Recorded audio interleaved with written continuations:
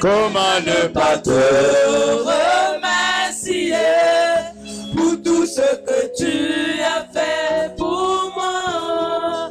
Comment ne pas te remercier pour tout ce que tu as fait pour moi? Alléluia. Nous voulons encore ce soir pour dire merci au Seigneur. Merci pour ce qu'il a fait pour nous. Au cours de l'année 2020, Dieu a fait beaucoup. Nous l'avons remercié hier pour les enseignements qu'on a reçus. Nous l'avons remercié pour le ministère. Nous l'avons remercié aussi pour nous avoir protégés contre le coronavirus. Vraiment, Dieu nous a gardés. Il a été avec nous. Oui, donc lève tes mains. Ce soir encore, nous voulons lui dire merci. Il t'a permis d'avoir la nourriture. La nourriture ne t'a pas manqué. Il t'a permis d'avoir des médicaments. Les médicaments pour tes soins ne t'ont pas manqué. Alors dis-le merci ce soir. Remercie-le. Remercie-le, remercie-le de tout cœur. Père éternel, nous voulons te dire merci pour ta bonne main, pour ta présence. Tu vas encore dire merci au Seigneur. Parce que le Seigneur nous a protégés de beaucoup de choses.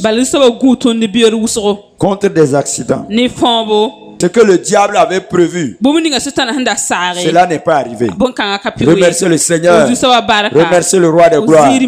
Remerciez le roi de gloire. Père éternel, Dieu excellent, nous te remercions pour ta protection. Soyez reconnaissants pour la protection de Dieu. Lui qui nous a protégés, qui nous a gardés de tout mal. À lui la gloire, l'honneur, la puissance et la louange. Éternel, nous te sommes reconnaissants. Toi qui nous as gardés de tout mal. Merci parce que tu nous as permis de voir le mois de décembre. Oh Seigneur, merci pour tout ce que tu as fait. Merci pour tout ce que tu as fait. Nous sommes dans la joie pour te dire merci. On acclame pour le Seigneur. Asseyez-vous dans la présence de Dieu. Alors nous allons continuer ce soir. Nous allons lire ensemble un passage. Amen. Nous sommes donc au 3e jour, vendredi, de notre semaine d'action de grâce. Alors, lève ta main. Je vais prier. Seigneur, je prie de bénir la parole ce soir. Père, je prie de bénir notre écoute ce soir. Père, je te prie de nous donner la joie ce soir. Père, je te prie de nous faire sentir ta présence ce soir. Déverse sur chacun de nous une grâce spéciale, ô Père. Sois favorable à chacun de nous ici. Que la parole soit vivante. Et que cette parole agisse au milieu de nous. Qu'elle porte de fruits pour la gloire de ton nom. Père, nous te remercions pour ta sainte présence. Et que toute personne qui est malade, souffrant dans son corps, en cette période de maladie pulmonaire, en cette période de maladie de sinusite, toute forme de maladie quelconque qui peut être nommée ici dans cette salle ce soir, qu'elle soit guérie par la goutte de la parole de Dieu. Que la maladie perde sa force et soit neutralisée dans le corps. Oh merveilleux Seigneur, nous voulons te dire merci pour la guérison de chacun de nous ce soir. Rends nos oreilles attentives à ta voix et dispose nos cœurs à recevoir ta parole et à la mettre en pratique. Amen. Amen. Au nom de Jésus, nous avons prié. Alors, le thème de ce soir, rendez grâce à Dieu pour toutes choses. Amen. Amen. Alors, nous sommes des hommes et des femmes de foi. Nous sommes des gens de foi. Des gens qui ont confiance en Dieu. Donc, nous ne devons pas penser et raisonner comme les gens du monde qui n'ont pas la foi. Amen. Amina. Nous devons penser comme Dieu veut que nous pensions. Nous devons penser comme la parole de Dieu pense. Nous devons penser comme les hommes de foi ont pensé. La parole de Dieu nous recommande à rendre grâce à Dieu pour toutes choses. Donc nous lisons dans 1 Thessaloniciens. 1 Thessaloniciens chapitre 5 verset 12. Il est dit, nous vous prions frères d'avoir de la considération pour ceux qui travaillent parmi vous, qui vous dirigent dans le Seigneur et qui vous exhortent. Amen. Donc, la Bible nous exhorte par le Saint-Esprit à considérer, à respecter tous ceux-là qui travaillent pour le Seigneur parmi nous. Qu'ils soient pauvres, qu'ils soient riches. Si quelqu'un travaille pour le Seigneur, il faut le considérer. Il faut le respecter. Parce que quand tu le fais, c'est à Christ même que tu es en train de faire. C'est à Dieu que tu es en train de faire. Et il dit aussi de considérer ceux qui nous dirigent, donc les responsables de l'Église, et ceux qui nous exhortent. Celui qui nous exhorte, c'est l'homme de Dieu, le pasteur. Donc, eux tous là, ils ont besoin de notre considération, de notre respect. C'est un commandement de Dieu. Si on les considère pas, si on les respecte pas, si on les honore pas, quelque chose va bloquer nos prières. Cela peut amener Dieu à ne pas nous écouter. Cela peut faire que nous n'allons pas avoir la faveur de Dieu. Donc au verset 13, il dit, ayez pour eux beaucoup d'affection. Il faut les aimer à cause du travail qu'ils font pour Dieu. Et soyez en paix entre vous. Nous les enfants de Dieu, nous devons tout faire. Nous les chrétiens, on doit cultiver entre nous la paix. Il faut tout faire. Il y a des gens qui n'aiment pas la paix. Quand on les offense, ils attendent toujours qu'on vienne les demander pardon. Non. Ça ne se fait pas. C'est à toi d'aller vers eux pour demander la paix. Ça, c'est entre frères, bien sûr. Amen. Entre frères et sœurs, c'est comme ça on doit se comporter. Entre les pères, c'est comme ça ils doivent se comporter. Entre les mamans aussi doivent tout faire pour qu'il y ait la paix entre eux. Entre les responsables, ils doivent tout faire pour qu'il y ait la paix entre eux. Donc, c'est des attitudes que si nous avons, nous allons voir la bénédiction au milieu de nous. Nous allons voir comment Dieu va nous faire prospérer. Nous allons voir comment sa faveur va reposer sur nous. Si on respecte les hommes de Dieu, si on respecte les responsables, à cause du fait qu'ils servent le Seigneur, il y aura une bénédiction qui va reposer sur l'assemblée, sur nos affaires, sur tout ce que nous faisons, nous verrons une bénédiction dessus. Parce que nous respectons ceux qui sont responsables dans l'église et qui font des services dans l'église. Et nous les aimons. Amen. Quand on aime quelqu'un, on ne garde pas son nom. Même s'il fait des fautes, comme je l'aime, je vais couvrir ses fautes. C'est ça le signe de l'amour. Le signe de l'amour, c'est de cacher les fautes de celui qu'on aime. De ne pas prendre ses défauts, aller dire ça devant ses ennemis. Vous êtes là? Mais tu peux prendre ses défauts, allez dire ça à des gens qui peuvent l'aider à sortir. Est-ce que vous me suivez? Vous voyez, il y a une différence.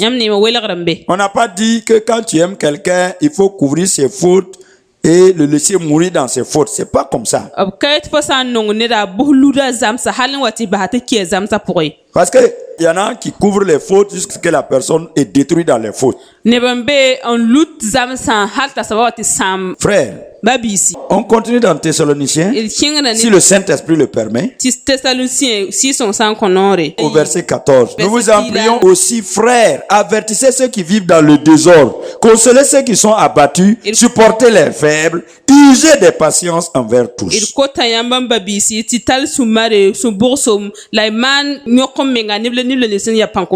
Alléluia. Amen. Soyez patients.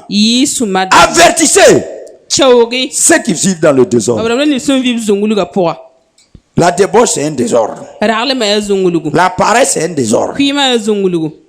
Se mêler des problèmes des gens, c'est un désordre. Faire mon Afrique ici, c'est un désordre. Aller se mêler des affaires de quelqu'un d'autre, c'est un désordre. Tous ceux qui vivent dans le désordre, avertissez-les. Parlez-les. Ça, c'est une histoire entre les frères, hein. C'est entre vous. Entre vous-même, vous devez vous conseiller. Les frères doivent se consoler entre eux. Les sœurs doivent se consoler entre eux, les frères entre eux. Il y a un mot ici, il dit supporter les faibles. Écoutez-moi, les gens faibles sont les gens qui ont du mal à pardonner facilement. Les gens faibles sont les gens qui ont du mal à oublier les offenses.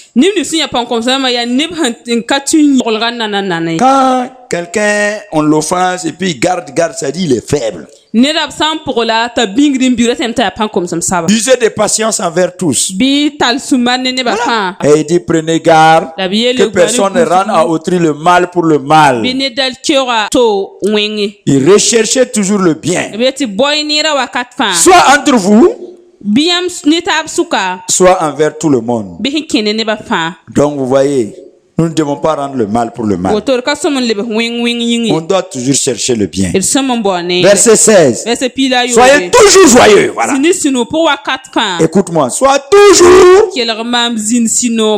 Ceux qui serrent leur mille là, c'est un péché. Le commandement de Dieu dit, sois toujours joyeux. Sois toujours joyeux. Donc, avant de prier là, sois joyeux. Priez sans cesse. Ensuite, verset 18, il dit de rendre grâce maintenant. Donc, sois joyeux. Prie sans t'arrêter. Et rends grâce en toutes choses. C'est pour dire que souvent dans les prières, le contraire peut arriver. Ou bien Dieu ne t'a pas exaucé. Mais tu dois faire quoi? Tu dois rendre grâce à Dieu pour toutes choses. Il faut rendre grâce à Dieu pour toutes choses. Alors, on va lire ce verset-là. Matthieu chapitre 11. Versets 16 à 19. Matthieu 11, verset 16. À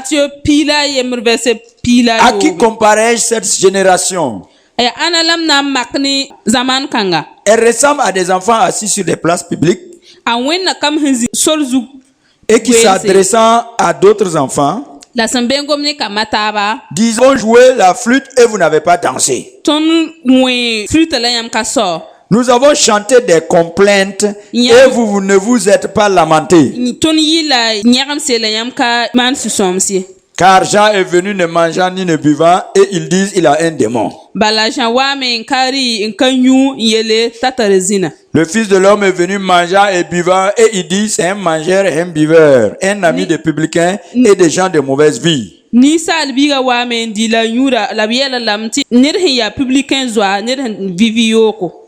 Mais la sagesse a été justifiée par ses œuvres. Quelle parabole Jésus a donné? Donc il dit qu'il y a deux groupes d'enfants. Et il y a un groupe qui a pris des flûtes pour jouer. La souley on dit pebre nan pebe.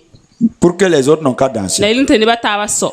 Ils n'ont pas dansé. La ka soy. Il dit bon, comme ils ne veulent pas danser, peut-être qu'ils veulent pleurer. Donc, on va chanter des chants qui font pleurer. Ils sont arrêtés. Il dit, mais vous là, on ne comprend pas. On loue, vous ne dansez pas. On pleure, vous ne pleurez pas. Vous voyez? Et Jésus dit, cette génération est comme ça.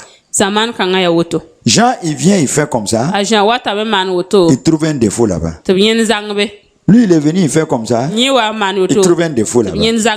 Vous voyez, frère, que Dieu nous délivre de cette malédiction. Un homme doit avoir un camp.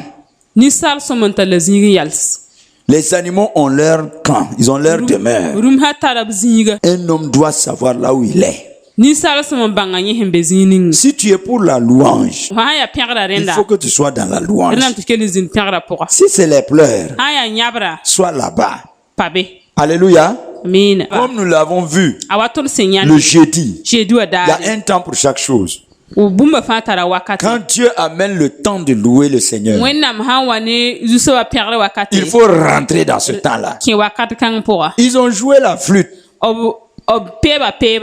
Il faut danser. Quand on va pleurer aussi, il faut pleurer.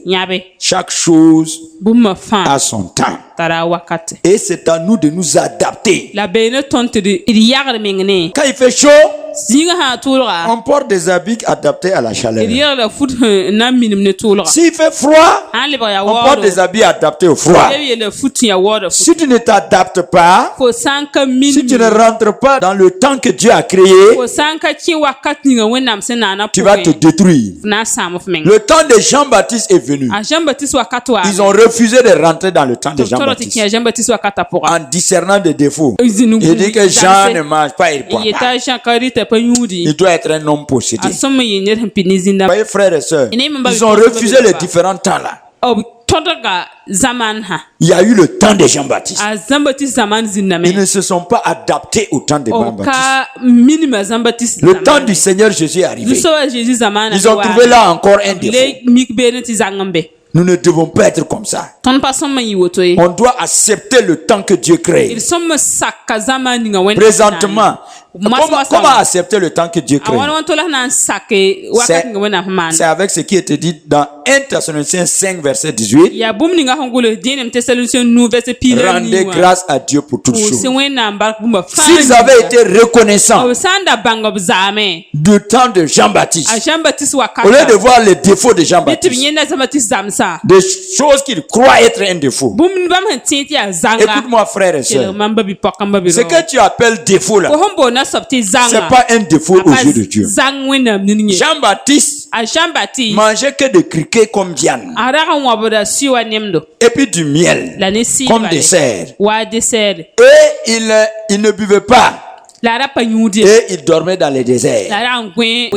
Mais les hommes ont vu en ça un défaut. Je veux que vous compreniez une chose. Remettons-nous en cause. Ce que nous appelons défaut là, ce n'est pas forcément un défaut. C'est pas tout ce qu'on dit que c'est un défaut là qui est défaut. Même le péché. C'est pas tout ce qu'on appelle péché qui est péché. C'est pas tout ce que nous on condamne que Dieu condamne. Et regardez ce que Jésus termine en disant. Il dit les œuvres là ont justifié la sagesse. Parce que Jean-Baptiste a produit son fruit. Malgré tous les jugements, on a vu la puissance de Dieu avec lui. Jésus-Christ, le temps du Messie est arrivé. Et il a produit son fruit. Malgré tous les jugements. Par les œuvres là, par leurs fruits là, ça a montré que Jean-Baptiste et Jésus-Christ n'étaient pas dans l'erreur. Et Jésus même a dit, il faut reconnaître un arbre à son fruit. Pas à ce que tu crois être des défauts. Regardez au temps de Samson. Il est dit que Samson ne voulait pas de filles juives. Il voulait des filles philistines seulement. Et ses parents étaient choqués. Mais la Bible dit que les parents de Samson ne savaient pas que c'est Dieu, c'était la volonté de Dieu comme ça.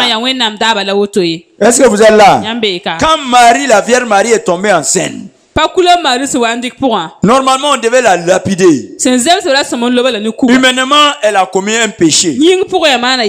Ce n'est pas normal d'aller prendre grossesse d'une autre personne que celui de ton fiancé. Et Joseph savait bien que si la nouvelle se répandait, on allait lapider Marie. Parce que dans la Bible, le fiançailles équivaut au mariage. Quand tu es fiancé là, tu es déjà garanti. Tu n'as pas le droit de sortir avec un autre homme. C'est pas possible. Est-ce que vous êtes là? Donc Marie était la fiancée de Joseph. Et Marie a pris une grossesse là-bas. Humainement, c'est un péché. Mais aux yeux de Dieu, ce n'était pas un péché. C'était pour que sa gloire se manifeste. C'était pour que sa parole s'accomplisse. Dieu aurait pu prendre une vierge qui n'a pas de fiancé. Mais pourquoi il ne pas prendre une vierge qui est fiancée? Donc vous voyez, frère bien-aimé, c'est ça la Bible nous dit de ne pas juger là. Parce qu'il y a des choses que tu peux croire que c'est un péché. Parce que toi tu as lu dans la Bible, ou bien tu as entendu des pasteurs dire il ne faut pas faire ça, il ne faut pas faire ça. Ça c'est le péché, ça c'est le péché. Puis comment le Saint-Esprit travaille. Alléluia. Et tu as jugé et te voilà dans des problèmes. Tu vas voir ces personnes qu'on a traité de pécheurs et ils prospèrent. Ils prient Dieu les exauce parce que tout simplement c'est aux yeux des hommes qu'ils sont des pécheurs. Mais aux yeux de Dieu il n'y a pas de péché. Si tu apprends à dire merci à Dieu pour tout. Regarde ce que d'abord Paul a dit. Prier sans cesse. Il veut dire quoi? Quand il y a une situation, oppose-toi par la prière. Utilise la foi pour résister. La Bible dit résister au diable et s'enfuira loin de vous. Prie pour que cela n'arrive pas. Mais si malgré ta prière, malgré ta foi, la chose est arrivée, il faut rendre grâce à Dieu maintenant. Tu vas faire quoi encore? Bénis le Seigneur. C'est ce que David a fait. Voilà, c'est les mains si vous êtes là. Vous voyez David? Quand il a eu le premier enfant avec Bersheba, l'enfant est tombé gravement malade. David est rentré dans le jeûne. Il s'est opposé à la mort de cet enfant-là par la prière et le jeûne. Malgré tout cela, l'enfant est mort. Quand on est venu lui donner la nouvelle que l'enfant est mort, les gens même avaient peur de lui dire ça. Parce qu'ils disent que l'enfant est malade seulement, le monsieur ne mange pas. Maintenant que l'enfant est mort, si nous on dit ça, il risque de se tuer. Ils avaient peur de lui dire. Ils se parlaient entre eux là-bas. C'est David même qui a remarqué ça. David dit c'est quoi? Comment va l'enfant? L'enfant est mort. David dit il est mort. D'accord. Amenez-moi à manger. Comprends pas? Quand il était malade, tu chaînais et priais fort. Il est mort maintenant. Toi tu rends grâce. Tu veux manger. Il dit oui. Ce qui est sûr, ma prière ne va plus le ramener. C'est moi je vais le rejoindre. Donc rendons grâce à Dieu. Vous voyez frère, quand tu as prié, tu as opposé, tu as demandé l'argent à Dieu, tu as fait les choses, ça ne vient pas. Rends grâce à Dieu maintenant. Rends grâce. Parce que Dieu t'a montré sa volonté. Écoutez mes amis, Dieu crée des circonstances, des situations. Même les mariages, c'est la même chose. C'est nous on est pressés. Sinon, quand le temps de Dieu n'est pas arrivé, Dieu ne crée pas les circonstances. Est-ce que vous êtes là? On n'a pas à s'inquiéter. Dieu a déjà tout préparé. Il n'y a pas d'inquiétude. Même si les choses ne vont pas comme tu as demandé dans la prière là, rends grâce à Dieu. Parce que ce qui se passe là, c'est ça la volonté de Dieu. Vous croyez que les 3 amis de Daniel, quand ils ont refusé d'adorer la statue du roi là,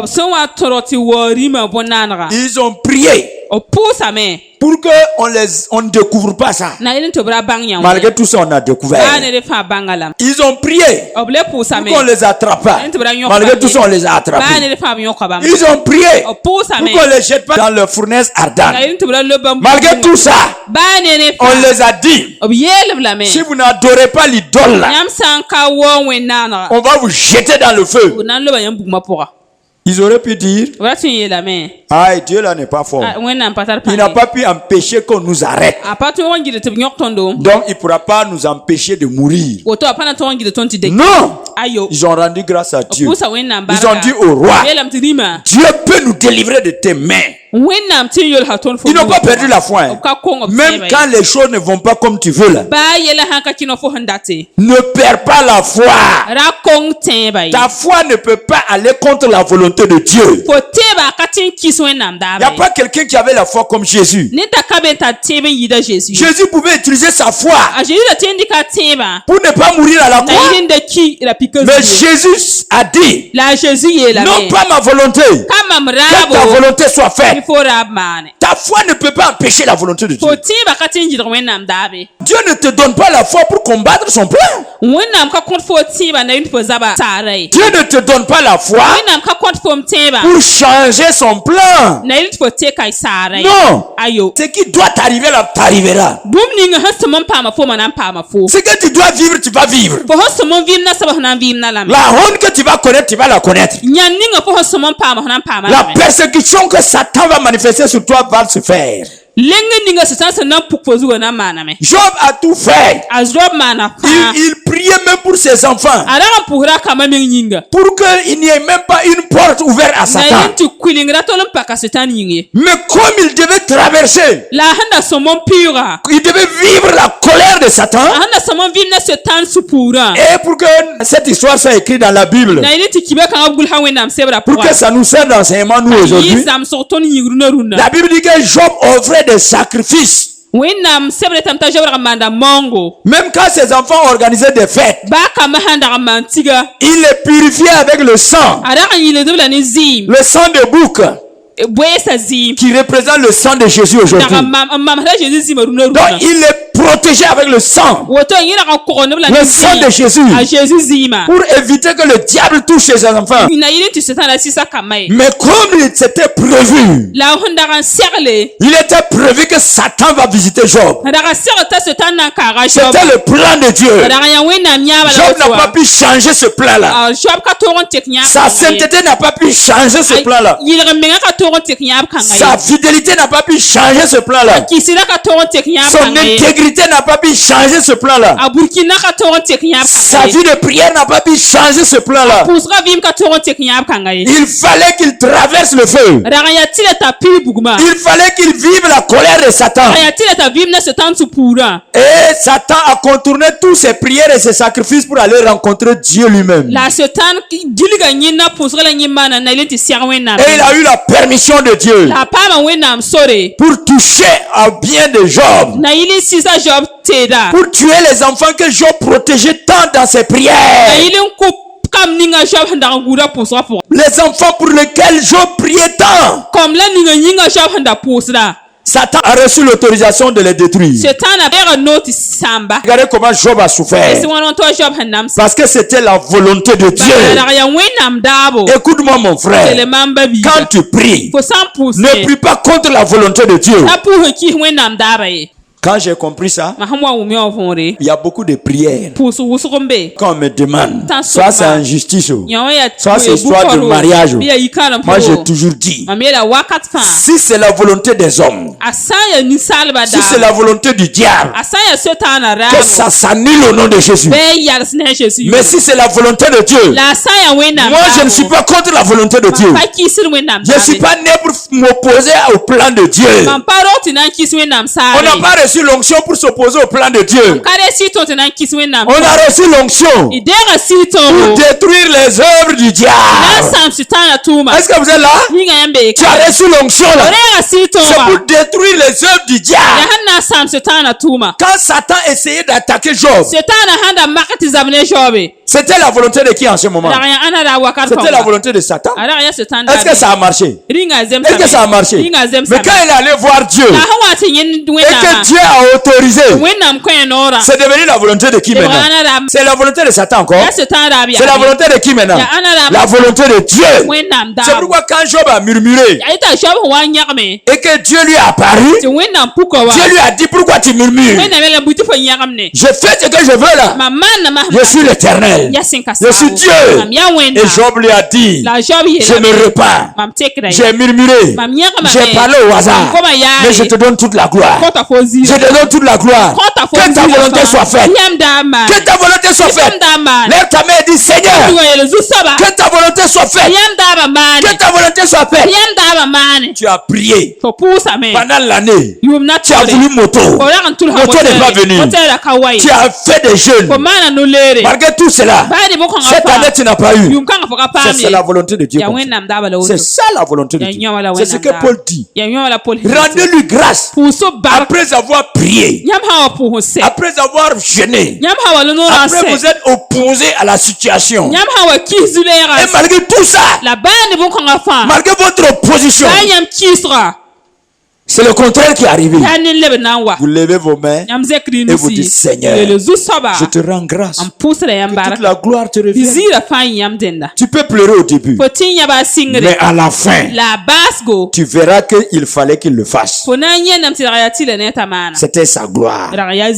Avec Dieu là, on ne regrette jamais. On peut pleurer, mais regretter non. Alléluia.